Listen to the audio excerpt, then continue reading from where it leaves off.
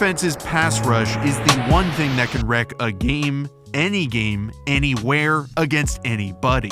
It can neutralize the greatest of foes, no matter how powerful, and turn any offense into a shell of itself. The difference between the quarterback holding the ball 3 seconds and 1 second completely changes how an offense will function, and nobody knows that better than this year's Eagles pass rush. Just 5 sacks away from beating the 1984 Bears single-season record set at 82, this line is downright legendary. They are the first defense ever with 4 different players with 10+ sacks in a season, and now they have their eyes trained on one last goal. They don't need to blitz, they are that good up front, but still use scheme and adjustments to annihilate offense. Before we dive into what those scheme and adjustments are, I want to thank this week's sponsor, Underdog Fantasy. They are a fantasy football app that is the best I've ever used. All season long, I've been playing their pick'em games where you select 2 to 5 players and bet their over-under stats for that game. If you can pick 5 and win, that is 20 times your entry fee, just like that. This week for Chiefs-Eagles, they have a massive big game special, available to new and existing underdoggers, where they're gifting us a free square with Jalen Hurts over-under set at 0.5 yards. If this man throws or runs 3 actual square feet, we all win, and so we are that much closer to winning big-time money. Choose him and 1 to 4 other players in the slate. Choose any over-under you want. It's that easy, it's that simple, and it's honestly a lot of fun. Use my promo code Rollins to get a match deposit of up to $100. So if you put in $100, it instantly turns into $200. That's promo code Rollins. Okay, so of the Eagles' 70 regular season sacks, 52 of them came from just rushing 4. That means they didn't need to blitz by sending a 5th rusher. Each of their defensive linemen and their second-string defensive linemen are so talented, nearly every one of them could just go out and win you a one-on-one on any day of the week. Hassan Reddick, 16 sacks, Javon Hargrave, Josh Sweat, and Brandon Graham, 11 apiece, Fletcher Cox, 7. Every single one of these guys torches one-on-ones, and to make sure they get him as often as possible, the Eagles use optimal alignments. Their jet front is their most common, where they try to spread out the offensive line since they have an abundance of speed up front. Both Reddick and Sweat are in wide 9 alignments to force the offensive tackles to play in as much space as possible, so both ends can use their speed to their advantage. And then they play a wide 3 technique, meaning Hargrave is a little outside the guard's shoulder, and a 2-eye technique where Cox is on the inside shoulder of the guard. These alignments might not seem too crazy impactful, but are critical in ensuring it's way harder to double team them, which maximizes each position to its fullest. In a 5-man protection like this one, you can kinda just use the center to double a pass rusher. Jet forces the center really to only be able to double the 2-eye Cox, because the wide 3 is too far away, and obviously the wide 9s are way too far away. The Giants know it and are terrified of Reddick one-on-one against a rookie Evan Neal, so they try to have their guard double him, but Reddick wins with speed. The guard can't get outside in time to do anything, and the pocket evaporates. Having interior defensive linemen tear up guards and centers one-on-one is devastating for the quarterback, because when Reddick and Sweat win immediately upfield, outside, the QB still has the chance to move up in the pocket. But when the interior guys win, there's nowhere to run. Offenses want to keep that pocket firm up the middle so their quarterback can step up, so they'll allocate resources to chip either Cox or Hargrave to help out their guards. This gives both Reddick and Sweat one-on-ones outside, also gives Cox a one-on-one, and the ends force Wentz right into getting swallowed up by Fletcher. Keeping the integrity of the pocket is critical, as I said, but it's also pretty hard to concede putting offensive tackles naked outside against the best pass rushing pair in the league.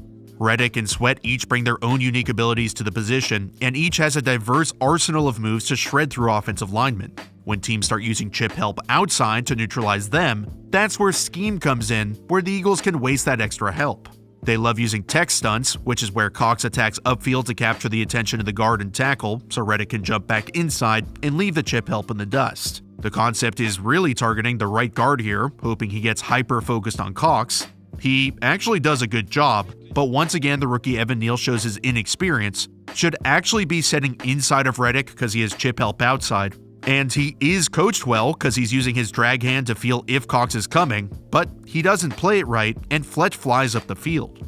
This is once again the advantage of having speed up and down your line, where you can use the super wide techniques in the jet front to stretch out the offensive line, which creates just way too much space for the Giants to effectively pass off stunts, at least consistently. The stunts are a good transition into showing some of the other stunts that they run out of other fronts as well. They love getting into 50 fronts, which just means they're adding a fifth defender on the line, and because they're so deep and so versatile, they can move Reddick inside over here, Brandon Graham inside too, Fletcher Cox outside, and then run pirate stunts where they slant two of them inside to hold the guard's attention, and then Reddick uses his speed, athleticism, and versatility to obliterate the young buck.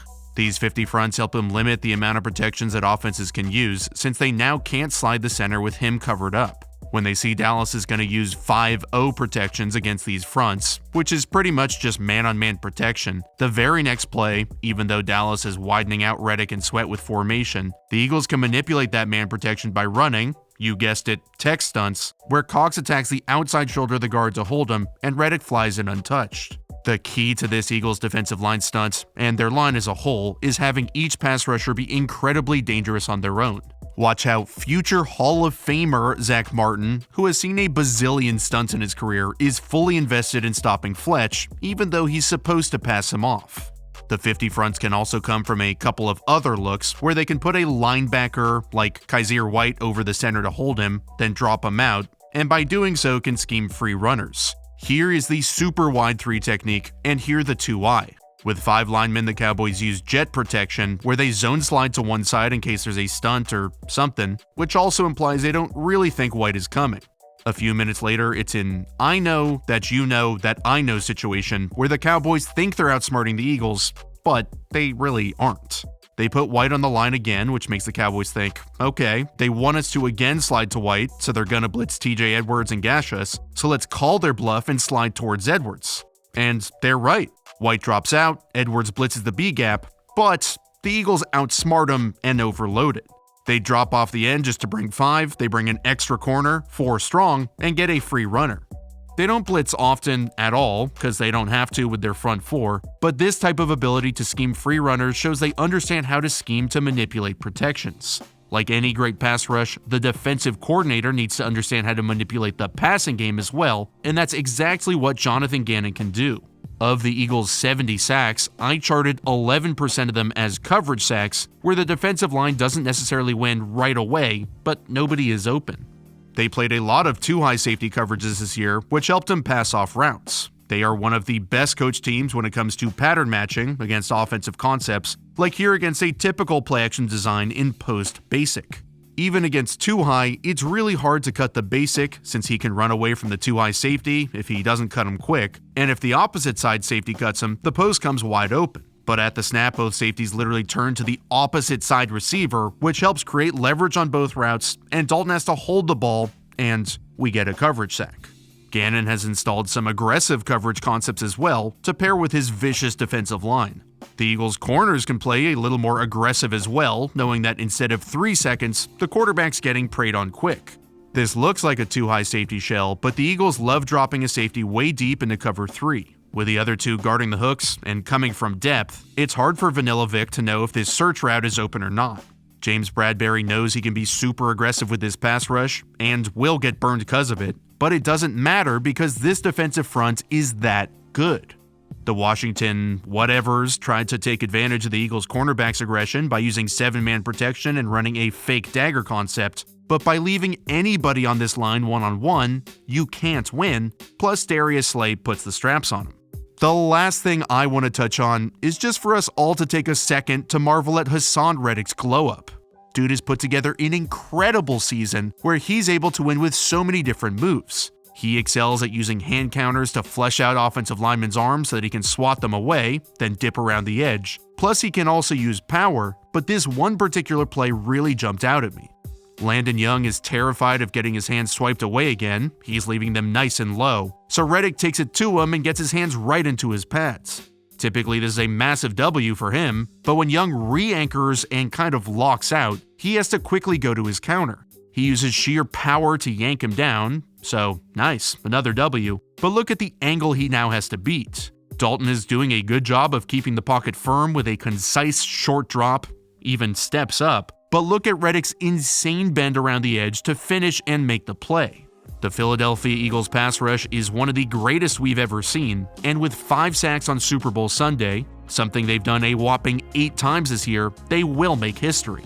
Against some of the best offenses of all time in the biggest games, we've seen the pass rush be the difference maker in changing the entire outcome. If an offense is predicated on timing, well, the pass rush disrupts and limits that timing in a way that no other position group can. The Eagles have a massive test against a quarterback who won't just sit and wait. If they win the Super Bowl Sunday, it'll be because of this ferocious front. They are coming, they are angry, get your popcorn ready, and sit back to watch pain.